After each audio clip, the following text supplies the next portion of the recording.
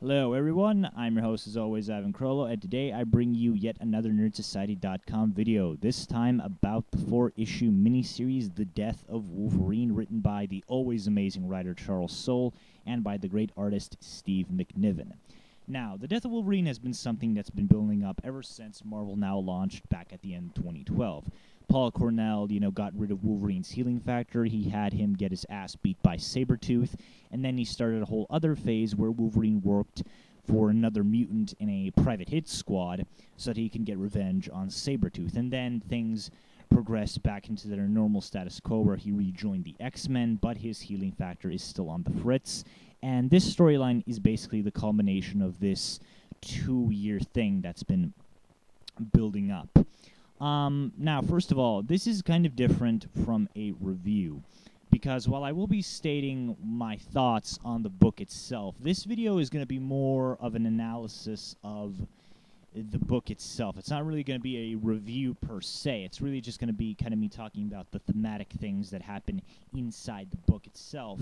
And to do that, I'm really going to have to go into spoilers, because this is I think, an important book that every creator who's ever going to work in comics should read, because I think that this is, bar none, the best comic book death I've ever seen in my life. It's fantastic on almost every level imaginable. But before I go into the details of that, I just want to say that if you guys need a site where all your nerd needs can be fulfilled, such as comic book reviews, movie reviews, interviews with comic book creators such as Todd McFarlane, or with famous cosplayers and all that sort of stuff, you can check out NerdSociety.com down in the video's description down below.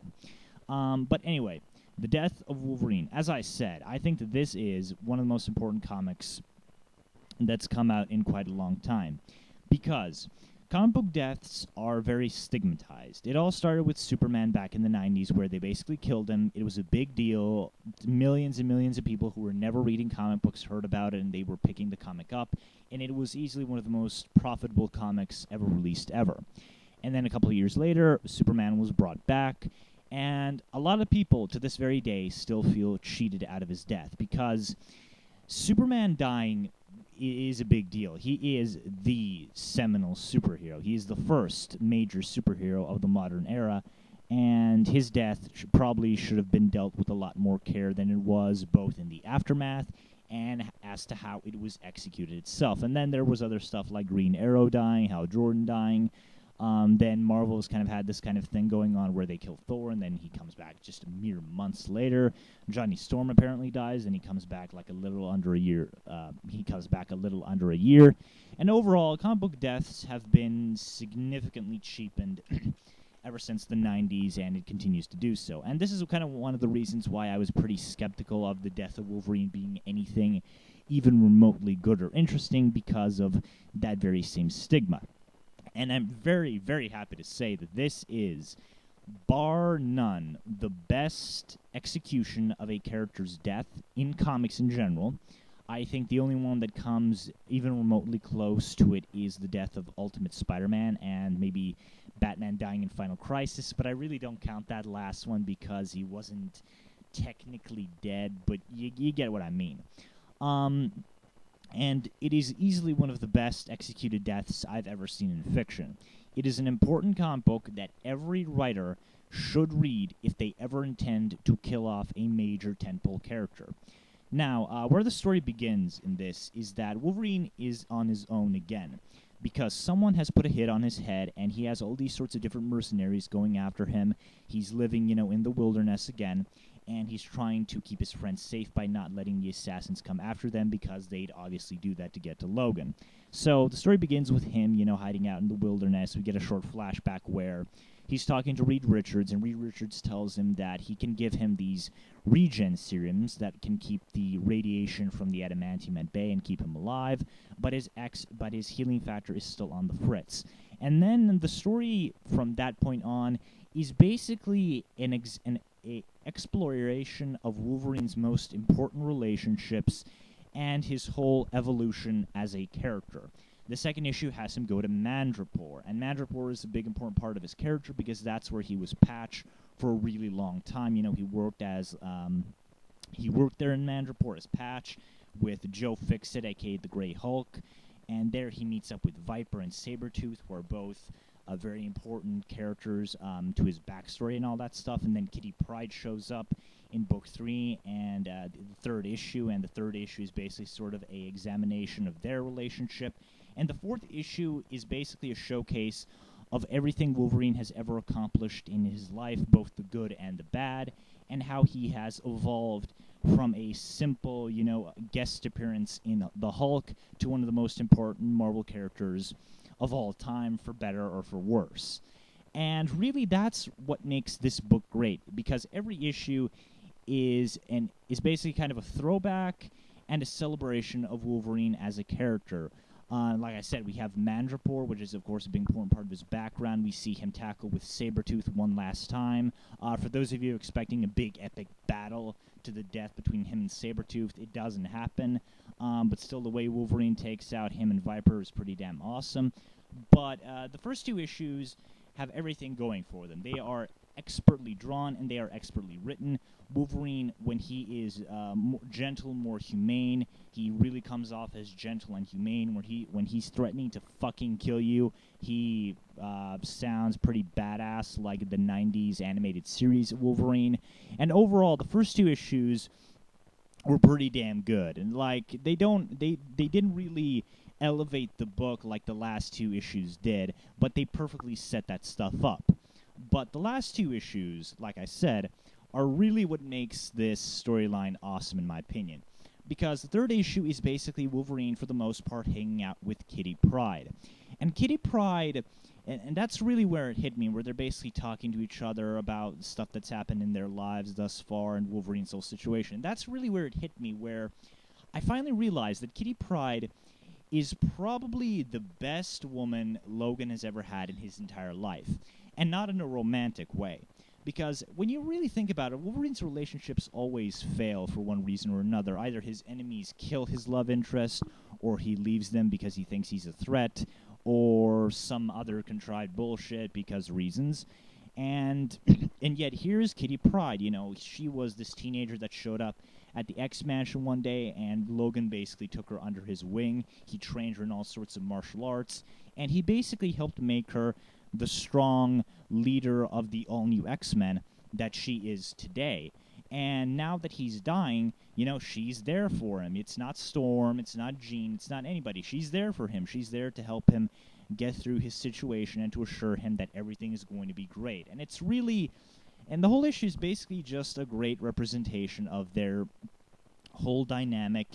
And that's really the part where this book got really awesome for me. Just seeing these two interact, this kind of student-mentor relationship, how they've both kind of grown as people. Wolverine's not the same guy he was back when he first appeared in the Hulk, obviously. Kitty Pryde's not that nervous, scared teenager that she was when Claremont invented her. They've both evolved, and they're both very important to each other's lives. And it's really great because it's not a romantic relationship. Usually in comic books, like when two characters have a heart-to-heart, everyone's like, oh man, they're gonna totally fuck each other's brains out, because that's how it works, I guess. And this does kind of happen, except Kitty Pryde gets mind control. Like, there is this one moment where she kisses Logan, and Logan's like, what are you doing? And then it turns out that she's brainwashed. And I'm kind of glad that Charles Soule kind of makes fun of it in that kind of way. I think that was pretty kind of funny. I don't know if that was his intention. Sorry.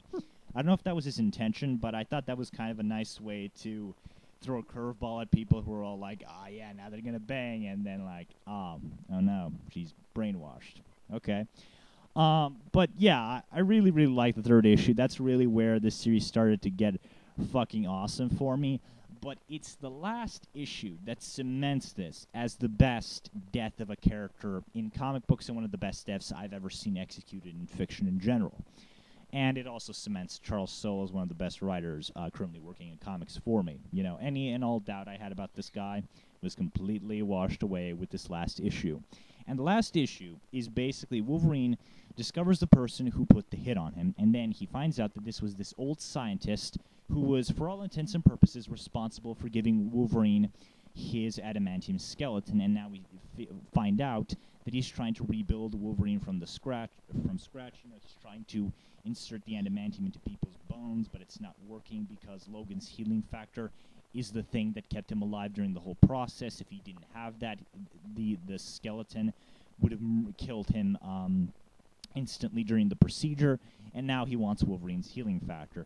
And then what happens next is that Wolverine, gets into a tussle, and then there's this moment where Wolverine is hurt. Like, he could use the regen serum he has to save himself, live out the rest of his life, and then go kill the scientist guy. But if he does, the subjects that are getting the adamantium poured into their bodies are going to die. So Wolverine gives them the regen serum, destroys the canister with the adamantium, and then his entire body from head to toe is covered with seething hot adamantium. And yet, not only does he still manage to keep going, he manages to reach the scientist and manages to kill him before the adamantium completely solidifies and basically traps him inside, where he's most likely going to either suffocate to death or he's going to be murdered very slowly and possibly very painfully by the radiation. And this whole part is really a great example of how Wolverine has evolved as a character, because if this was old Wolverine, he probably just would have gone after the scientist and killed him and been on his merry way. But here, Wolverine is presented with a choice. Like, he could kill the scientist and he could keep living on for the rest of his life, but if he doesn't, innocent people are going to die. So he gives these dying people a way to live on. He gives them the regen serum, which basically saves their lives and spares them from becoming new Weapon X's as they were intended to be. And he puts himself through the most excruciatingly horrible pain just so he can once and for all put an end to Weapon X. He gets seething hot adamantium poured all over his body, and yet he still has enough willpower to climb up through an entire fucking mountain to the very top of it, kill the scientist guy without dying. And the ending is just absolutely beautiful. Like, he kills the scientist who keeps yelling at him, like, what have you ever done in your life? Wolverine kneels at the edge of the base. The sunset is right in front of him. And then, as he's looking at the sunset, he basically recounts every important event that's ever happened in his life. All the people he's met, all the people he's lost, all the things he's accomplished, like the Jean Grey School. And it's really just a showcase of how Wolverine has evolved from a simple guest appearance in the Hulk into one of the most important characters in the Marvel Universe, which some people really hate, some people really like.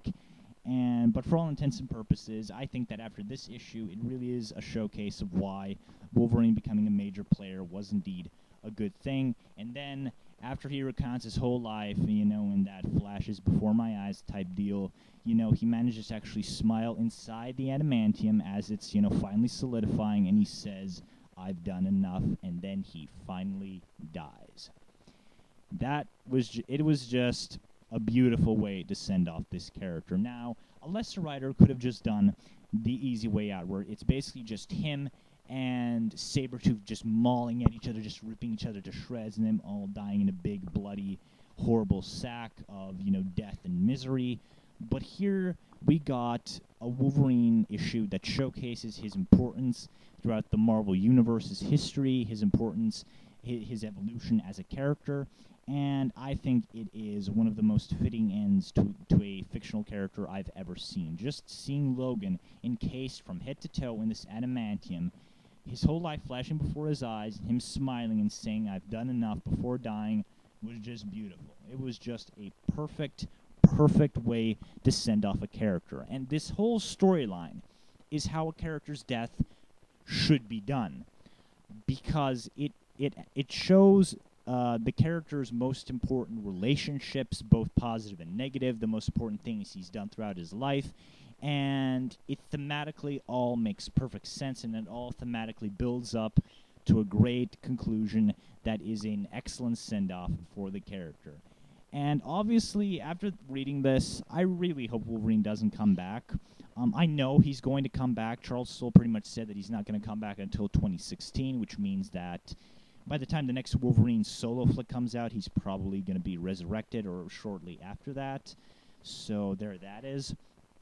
But I really hope he doesn't, because I think that this is the best possible send-off you can give Logan. You know, he's gone through so much shit in his life. He's gone through so much shit in just the past couple of years, and seeing him triumphantly, you know, just die in, you know, as much peace as a guy like him could, and saying that he's, you know, happy with his life, that he's done enough, and that it's now time for others to continue his work without him, was just a pure stroke of genius. And I really gotta give props to both Charles Soule and Steve McNiven on this one, because McNiven really proved himself as an artist for me here. Like, I liked his work on Uncanny Avengers, but here he just draws some truly spectacular panels, and he's easily one of currently my favorite artists working at Marvel. That's how much of a fan this book made me of Steve McNiven, and it's kind of a shame that he's not going to be able to draw Wolverine in an ongoing story after this, because I think that his Logan is just really, really fucking cool and really awesome,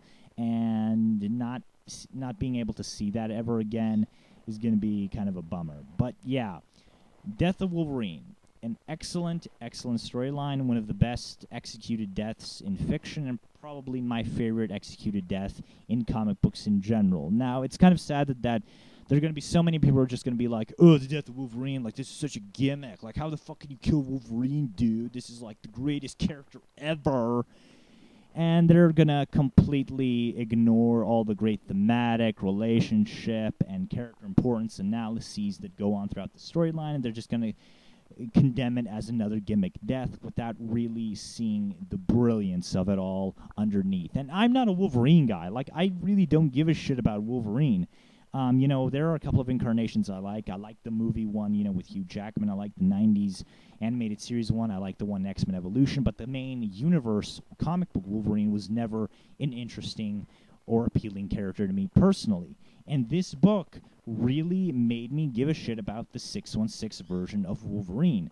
And it's really sad that this great storyline, well, great by my standards, is going to be completely shat on because it suffers the unfortunate stigma of being a death of a comic book character storyline.